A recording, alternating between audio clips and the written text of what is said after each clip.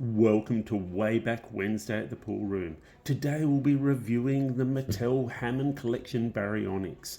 This review will discuss the toy and then follow up with interesting facts about the dinosaur. Hammond collection packaging is very different to the standard line of Mattel dinosaurs. The packaging is this more in a closed box with this more exclusive looking black box with this beautiful embossed dinosaur T-Rex. If we spin her around, we can see the toy in an action pose, and also a little bit about a scene where Baryonyx was in Fallen Kingdom.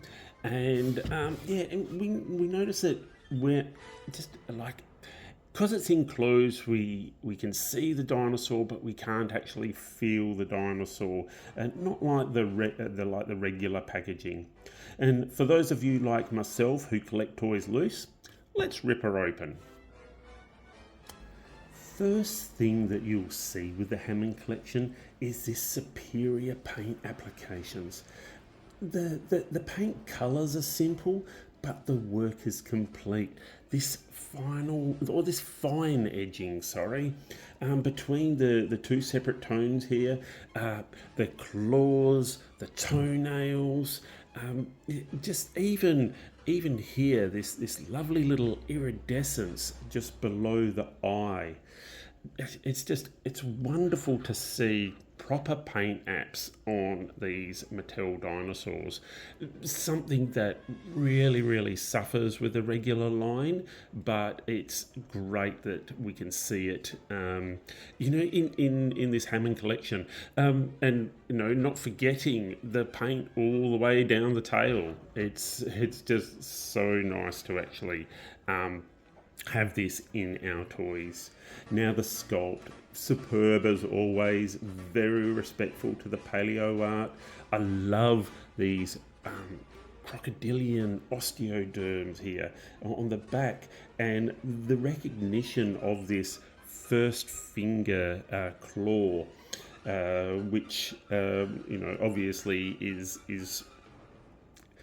it's what Baryonyx was named after, and the subtle difference on it from other theropods. The articulation is probably where Hammond collection is far superior to any of the other Mattel dinosaurs. The points of articulation, we have ankles, we have knees, we've got hips, we've got shoulders, the neck, the jaw here. It's just everything. Like, have a look at this articulation in the neck. Absolutely superb. I'll centralize it a little bit. It's just so clever. Apart from the head moving, like that section there bobs up and down. It's just so well done. I'm really impressed with Hammond collection.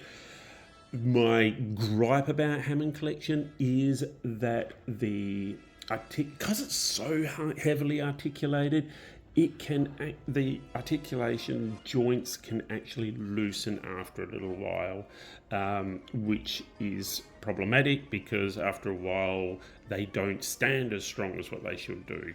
So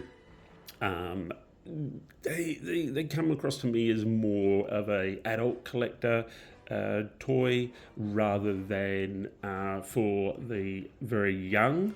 As the more you play with these, the looser they become, and they just degrade quickly. So I keep my Hammond collection just on display.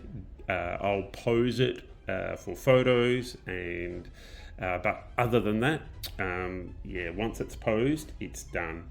There are no scan tags on Hammond collection, so again, probably another step towards the adult collector more than kids. Right, let's talk about Baryonyx. Imagine you're a fossil enthusiast walking through the clay pits of Surrey, England, and discover this massive claw.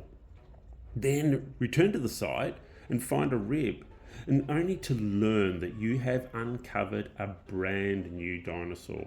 A dinosaur that eventually becomes the most complete Spinosaurid found, the most significant theropod find in the UK since 1871. This happened to William Walker in 1983, so not all that long ago. Baryonyx is named after this large first finger claw, which was first thought to have been a toe claw with all the previous discoveries of dromaeosaurs. Baryonyx is a theropod from the early Cretaceous, probably about 130 million years ago. It was a large theropod, about 10 meters long, and could have weighed up to 2 metric tons, so 2,000 kilograms. It had a long snout. Here we go, this long snout here, which I'll open up for the imagery. Filled with deep-rooted teeth, which were perfect for grasping slippery fish. Now, why do we think fish?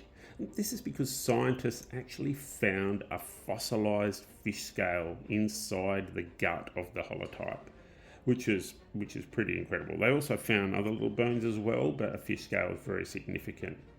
And not only did Baryonyx have this amazing trap-like jaw, it also had very strong forearms as well, and with that sickle-like first finger was perfect for grabbing prey. So Baryonyx, one of my favourite theropod dinosaurs. I like that it's so far just been found in one place. It's so significant. It's so complete as well. It's featured in so many shows. We've got Camp Cretaceous, obviously Fallen Kingdom. And it's become super duper famous. Interesting fact that it came out around about the same time as Jaws. So journalists at the time had nicknamed it Claws. So just a interesting fun fact. So there is my Hammond collection, Baryonyx. One of my, I think it was actually the first Hammond collection to come out. Absolutely love it. I'm so glad that it is in the collection. This one is definitely going straight to the pool room. If you have any dinosaurs that you would like me to review, put your little notes in the comments. Talk to me. Let's discuss Baryonyx. Tell me what you know about Baryonyx that I haven't included in today's talk. Until next time, doesn't matter what you collect as long as you enjoy collecting. My name is Dale, and this is Way Back Wednesday at the Pool Room. Till next time, take care.